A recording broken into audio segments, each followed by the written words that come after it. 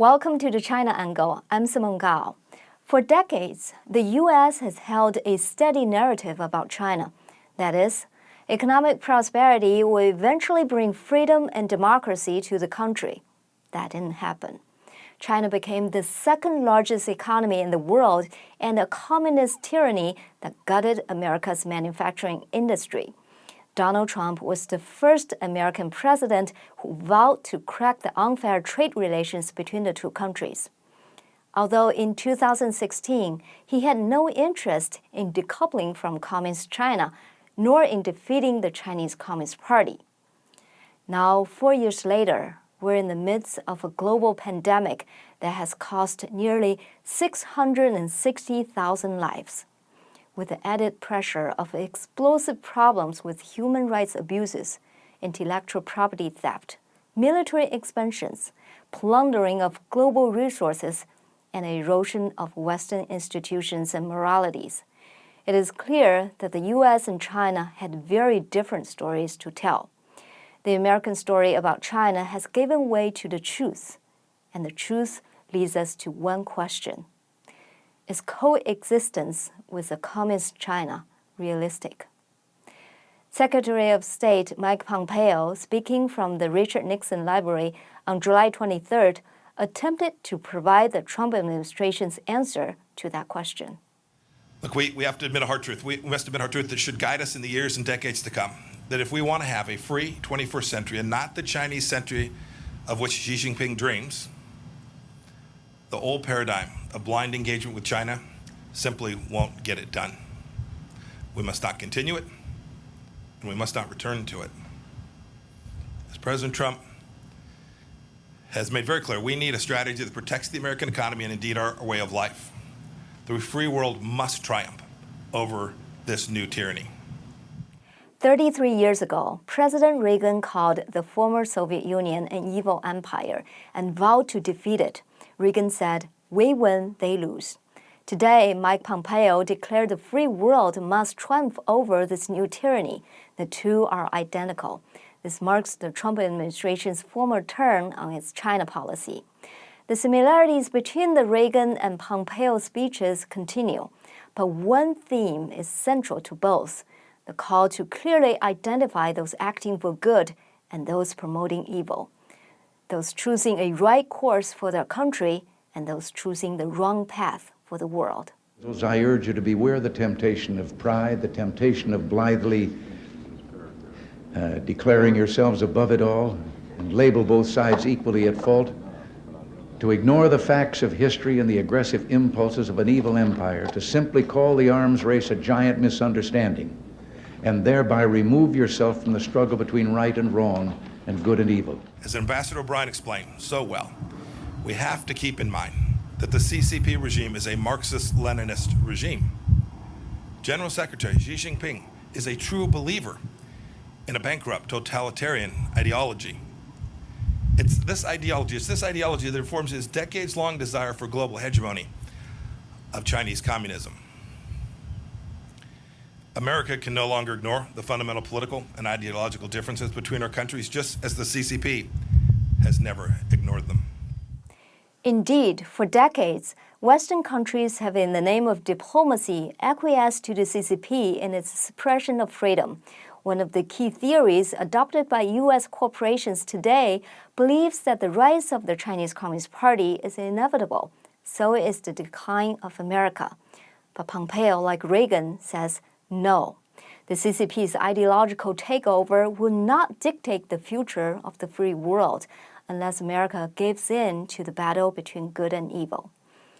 Pompeo declared that the new mantra with the Beijing government was distrust and verify. This is a refitting of President Reagan's slogan of trust but verify vis-a-vis the Soviet Union through the 1980s to present-day Communist China. This is just learning and developing from history. The entire American experiment and democracy rests on insights from history. In fact, we've been warned about everything we're seeing today. Let's look at some of the greats from the past who have shed light on the present danger of communism for us. In the aftermath of World War II, one leader came to speak at a college in Middle America. he came with an omen. A shadow had fallen upon the scenes so lately lighted by the Allied victory.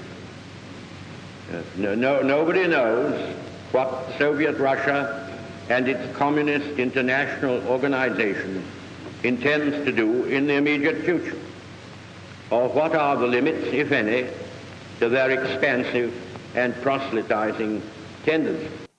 On March 5, 1946, Winston Churchill delivered his Sinews of Peace speech at Westminster College in Fulton, Missouri. In it, he described the expansion and tyranny of the Soviet Union. From Stettin in the Baltic to Trieste in the Adriatic, an iron curtain has descended across the continent. I do not believe that Soviet Russia desires war. What they desire is the fruits of war and the indefinite expansion of their power and doctrines. We are only now realizing just how right Churchill was. He clearly saw the distinct ideological divide between free societies and totalitarian rule, a rule enforced by denying citizens access to other political and societal models, denying them an understanding of freedom under political leadership. Second, in the Evil Empire speech given by Ronald Reagan, he quoted William Penn, founder of Pennsylvania, as saying that if we would not be governed by God, we must be governed by tyrants. Reagan also referred to French historian Alex de Tocqueville's proclamation that America is good, and if America ever ceased to be good, America would cease to be great. These two quotes demonstrate one ideological essence of America, that greatness is founded on the basis of faith and moral codes which help citizens arrive at a deeper understanding of good and evil.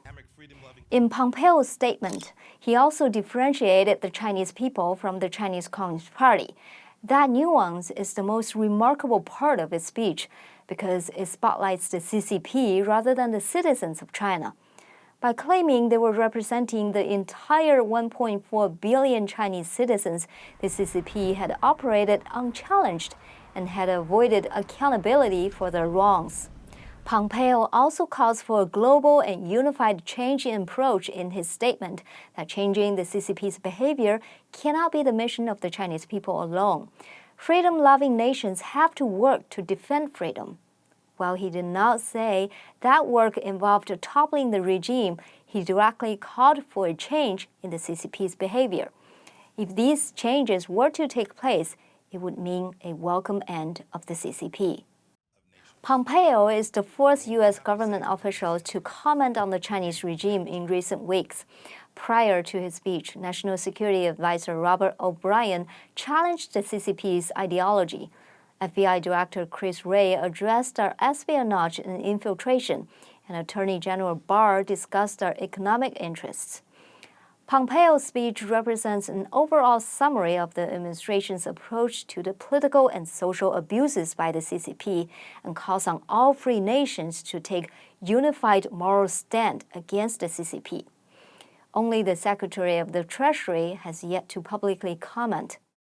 Certainly, economic decoupling will be the most challenging aspect of fully combating the CCP because it will require the U.S. to hold accountable Chinese companies who are complicit in actions of the CCP, disrupt the relations between the big banks, and address China's purchase of U.S. national debts.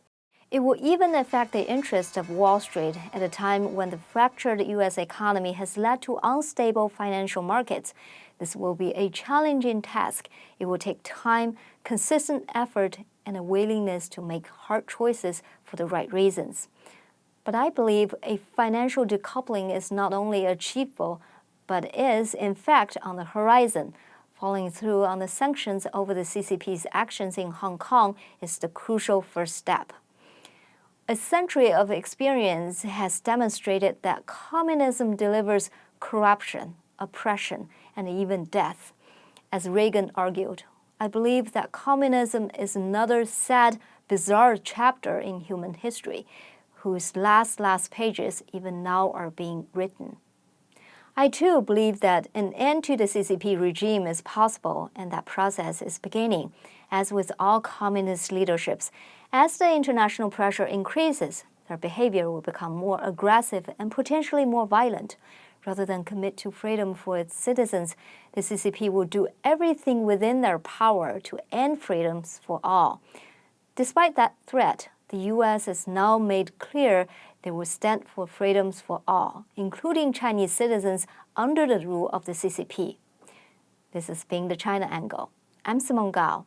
Thanks for watching and see you next time.